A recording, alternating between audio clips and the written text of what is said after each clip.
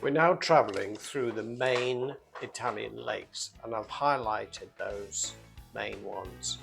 We stayed at Lake Lugana first.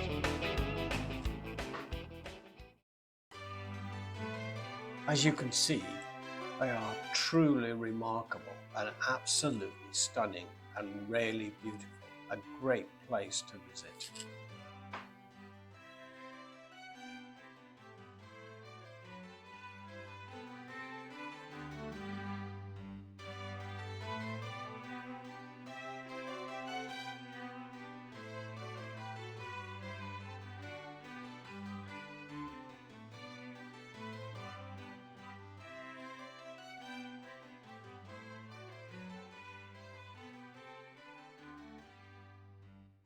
So we left Lake Lugana and headed for Lake Iseo. And this is another occasion where we found that the campsites on the edge of the lake by the town were all full. So we had to go out of town to camping Sassenbach. And actually, you look at it, it had fabulous facilities. Unfortunately, it was the end of the season and everything was closed. Before we got there, we thought we'd have a quick look at one of these sites on the front. And yes, they are well worth moving to. There are restaurants and sites all overlook the lake and they have great views.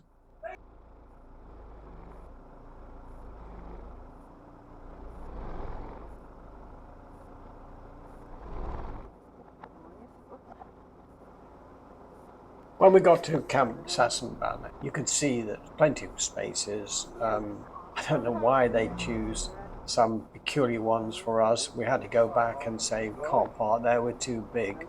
And they didn't care really, we just parked anywhere. It's an enormous site and you can see in the height of the summer this must be packed. Yeah, they have a fantastic swimming pool, lots of restaurants on site, and with a short walk you are right on the edge of Lake Iseo. Even so, there was a lot going on.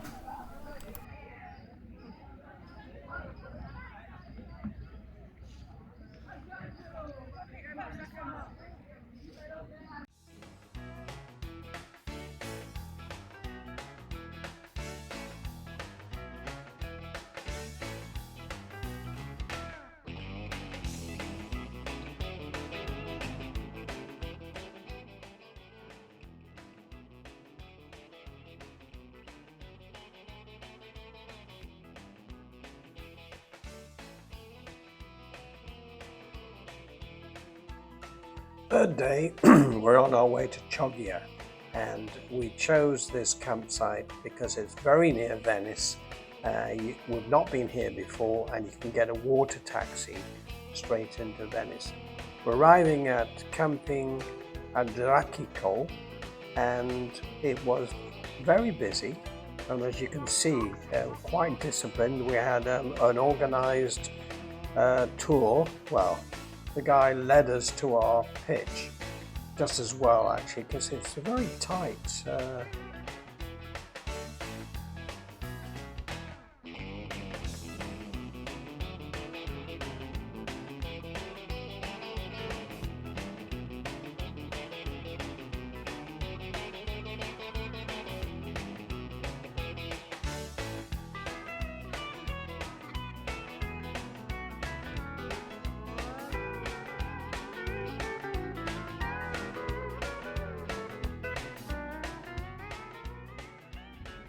Well, I haven't taken the bikes off for such a long time, and it's a bit funny really, but you see that great big bulge down there? That's water that must have been collected while it's been standing. I had no idea it's there. We've been carrying that with us all the way through to Italy. That was so heavy, I couldn't even lift it. Leaving that problem aside, we were very happy with the campsite. It had a lovely restaurant. We ate there twice and it was excellent food. So why should we choose Chioggia? Well, obviously it's very near Venice and you can get there by water taxi. And by staying in Chioggia, you get the taste of Venice, but in a much smaller way. And you avoid all the masses of crowds that you get in Venice.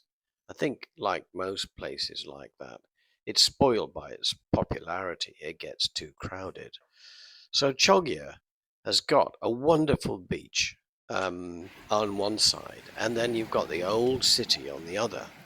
We have 10 kilometers of beach here, and on the left are all these beach resorts, which are cordoned off areas. Each one's got its own restaurant and masses of chairs and umbrellas and stuff. It's probably not advisable to come here in high season because it looks as if there'd be so many people. From our campsite to the heart of Chioggia was 3.1 kilometers, and you've got to like walking, but I suggest you use a bicycle. It's much easier to get in, and you'll see a lot more. There are bicycle tracks everywhere, and it's very safe until you get into the old city, of course.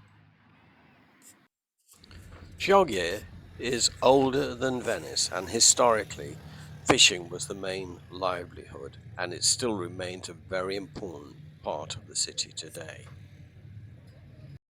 The Vigo Bridge dates back to at least 1379, and it's probably the most photographed monument in Chioggia. Chioggia is beautiful in its own right, and I'll let these few pictures speak for themselves.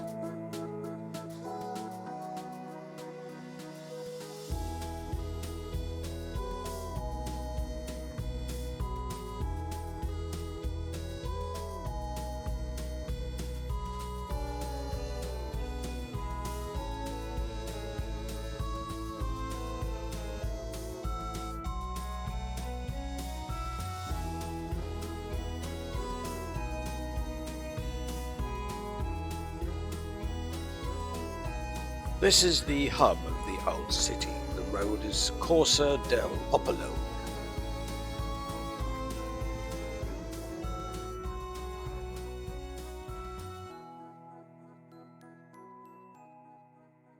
It's full of shops, restaurants, cafes, museums, churches, etc. The most famous inhabitant, of course, is the clock tower, and it's reputedly supposed to be the oldest working clock in the world, although I understand there is a dispute with the clock in St. Smith Cathedral. The building stands on remnants from the Roman and Byzantine times, and originally used as a watchtower. The clock tower is used as the bell tower for the Church of St. Andrea, which is next door.